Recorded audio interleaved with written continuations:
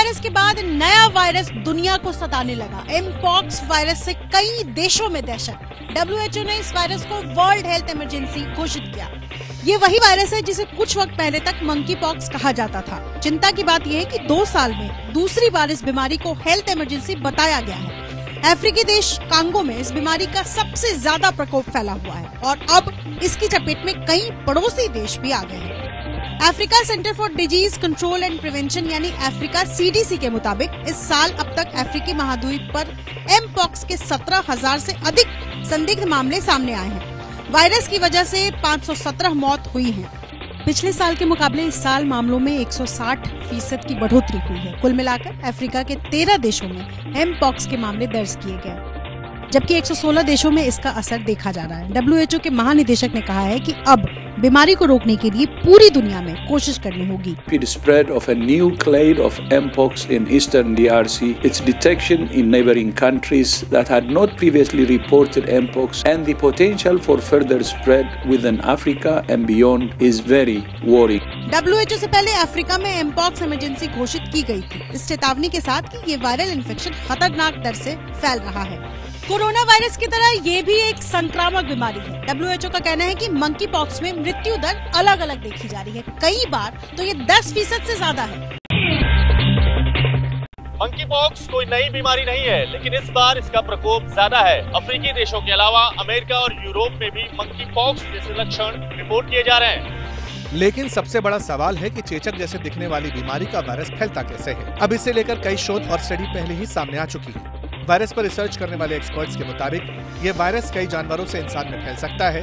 गिलहरी, Gambia pouch वाले चूहे, डॉर्मेस, बंदर समेत कई दूसरे प्राइमेट से ये मानव के शरीर में दाखिल हो सकता है। चिंता की बात यह है कि एक बार इंसान के शरीर में आने के बाद ये दूसरे इंसान के शरीर में जा सकता है। शरीर के पसीने, चेहरे या शरीर के दूसरे हिस्से में घाव का फ्लूइड, खांसी के ड्रॉपलेट्स या फिर संक्रमित चीजों से दूसरे शरीर में घुस जाता है। निकट संपर्क के अलावा यौन संपर्क के जरिए भी फैल सकता है। साल 2022 के बाद से कांगो में इसके केस लगातार बढ़ रहे हैं। एक्सपर्ट्स का मानना है कि इस वायरस का प्रकोप एक लोकल स्ट्रेन की वजह से हुआ, जिसे क्लेड आई के नाम से जाना जाता है। लेकिन जिस तरह कोरोना रूप बदलता था, वैसे ही ये वायरस भी रूप बदल रहा है। अब इसका नया वेरिएंट क्लेड आई भी क्लोज कांटेक्ट के जरिए आसानी से फैलता दिख रहा है। वैज्ञानिकों का कहना है कि ये विषाणु ऑर्थोपॉक्स वायरस जीन्स फैमिली का मेंबर है, जो चेचक यानी स्मॉल पॉक्स के लिए भी जिम्मेदार होता है। कोरोना की रोकथाम के लिए कई कंपनियों ने वैक्सीन बनाने का दावा किया। दुनिया की ज्यादातर आबादी को वैक्सीन भी लगाई गई थी, लेकिन क्या मंकी पॉक्स के लिए भी कोई वैक्सीन तैयार हो चुकी है? सवाल इसलिए है क्योंकि जिस तरह कोरोना के लक्षण थे, मंकी पॉक्स वायरस के ज्यादातर सिम्टम वैसे ही हैं। लेकिन आमतौर पर मंकी पॉक्स वायरस संक्रमित होने के बाद किसी व्यक्ति में लक्षण दिखाने में 3 से 17 दिन लगा जाते हैं। मंकी पॉक्स का सबसे शुरुआती लक्षण बुखार होता है। खरोच जैसे निशान बनने लगते हैं। इसके अलावा ठंड लगना, सिर दर्द, मांसपेशियों में दर्द और थकान भी महसूस होती है। बुखार शुरू होने के लगभग 1 से 4 दिन बाद त्वचा पर दाने निकलने शुरू हो जाते हैं।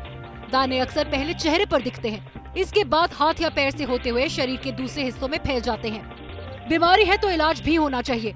एक्सपर्ट्स कहते हैं कोई ठोस उपचार नहीं है, लेकिन कुछ दवाओं से कंट्रोल हो सकता है। इलाज में आमतौर पर सिरोफोविर, ST246 और वैक्सीनिया इमोग्लोबिन का इस्तेमाल किया जाता है।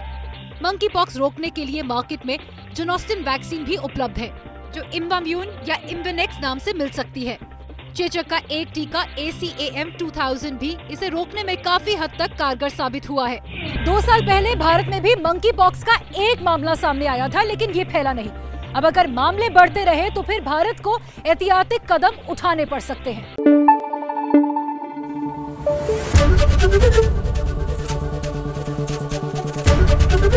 ABP न्यूज़ आपको रखे आगे।